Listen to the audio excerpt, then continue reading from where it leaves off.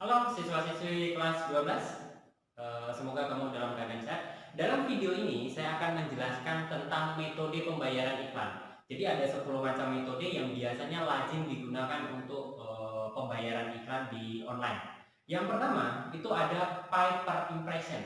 Pay per impression itu pengiklan harus membayar setiap kali iklannya tampil pada halaman website. Nah, cara ini biasanya paling umum itu dihitung berdasarkan per 1000 kali tayang atau per 100 gitu. Nah, ini biasanya website yang punya traffic pengunjung itu cukup tinggi seperti Yahoo, CNN gitu.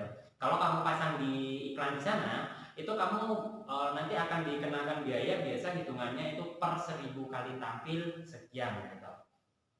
Lalu yang kedua itu ada pay per click. Nah, pay per click ini sesuai dengan namanya berarti biayanya dihitung berdasarkan berapa kali orang ngeklik iklan.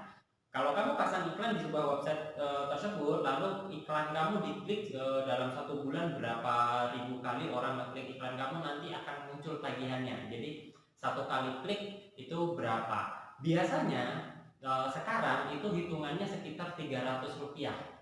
Itu kalau di Tokopedia, Shopee itu biasanya seperti itu. Kalau kamu pasang iklan di sana, produk kamu iklankan di Tokopedia, itu ketika nanti diklik, meskipun orang nggak jadi beli, maka kamu akan kena biaya 300 rupiah dari deposito biaya iklan kamu.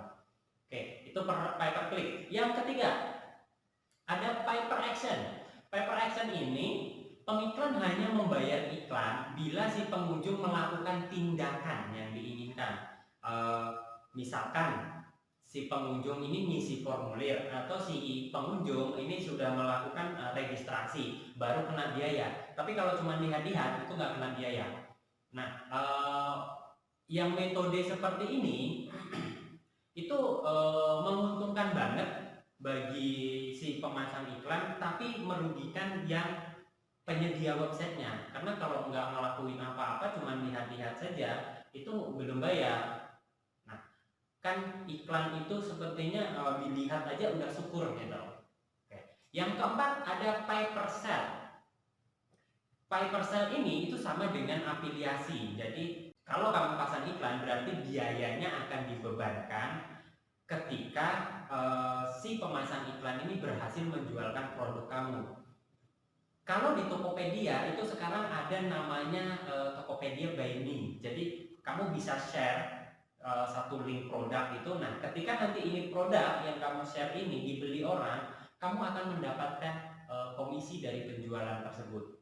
Jadi kamu cuma nge-share, kurang lebih ya kayak kamu endorse. Tapi ini linknya kamu sebar-sebarin. Ketika barangnya dibeli, kamu akan dibayarkan. Nanti saya akan tampilkan di video terpisah bagaimana Tokopedia by Me ini bekerja untuk lebih jelasnya tentang pay per sale ini. Oke, yang kelima itu ada namanya pay per lead. Ini adalah pembayaran di mana kita memberikan komisi berdasarkan jumlah orang yang telah mengisi form isian. Ini biasanya dipakai untuk lembaga-lembaga survei. Mereka butuh beberapa orang untuk mengisi, jadi mereka harus pasang nih survei mereka iklankan. Setelah berhasil banyak orang yang mengisi, maka website yang memasangkan iklan ini atau yang menyebarkan link ini akan mendapatkan pembayaran. Ini hampir sama seperti afiliasi. Nah, yang keenam itu ada pay per download. Nah, sesuai namanya, ini hanya akan dibayar ketika orang berhasil mendownload. Kalau cuma lihat-lihat nggak jadi.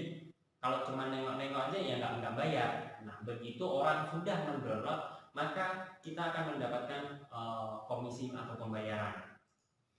Yang ketujuh, pay per play. Kalau tadi kan di download, kalau ini cukup di play saja. Ini biasanya berupa video atau audio. Jadi ketika orang sudah mendengarkan atau menonton videonya, berapa kali banyak videonya ditontonnya, sebanyak itulah akan ada tagihannya. Jadi dihitung berdasarkan berapa banyak yang sudah menonton. Kedelapan ada pay per read.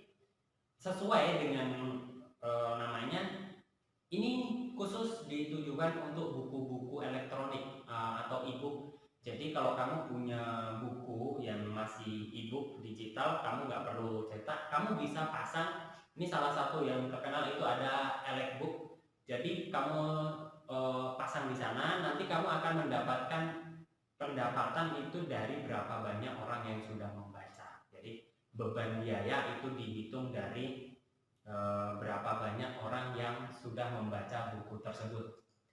Kesembilan, ada paid per interaction. Jadi dengan model ini pengiklan hanya membayar iklan dalam bentuk biasanya rollover. Ini iklan yang sifatnya itu interaktif, biasa ada di Facebook atau di apa. Ketika orang sudah mau memainkan game atau mau ada sebuah challenge terus dia mau mainkan gitu, nah itu baru dibayar. Kalau dia cuma lihat saja, nggak dia mainin, itu nggak, si pemasang iklan tidak kena biaya. Nah seperti itu model pembayarannya. Dan yang terakhir ada flat rate atau sponsorship. Nah ini menguntungkan bagi pemasang iklan tapi merugikan bagi pemilik website. Karena begini, kalau misalkan kamu punya website terus kamu pakai metode flat rate, jadi saya bisa bayar, pokoknya iklan saya tampil di website kamu dalam waktu 1 bulan, biayanya sekian. Saya nggak peduli mau ditonton berapa banyak pun, saya nggak peduli, pokoknya dalam jangka waktu 1 bulan itu jatah saya. Nah inilah flat rate atau sponsorship. Jadi dia tidak dihitung berdasarkan berapa banyak yang ditonton atau apa, pokoknya saya pasang sekian itu di website sudah full, pokoknya sudah saya booking untuk iklan saya sendiri, seperti itu. Nah itulah ke-10 metode pembayaran iklan. Untuk lebih lengkapnya lagi saya akan kirimkan file PDF-nya di Classroom, so kamu bisa baca-baca dan kamu bisa pelajari lebih lanjut. Oke, sampai ketemu untuk pembelajaran berikutnya. Terima kasih.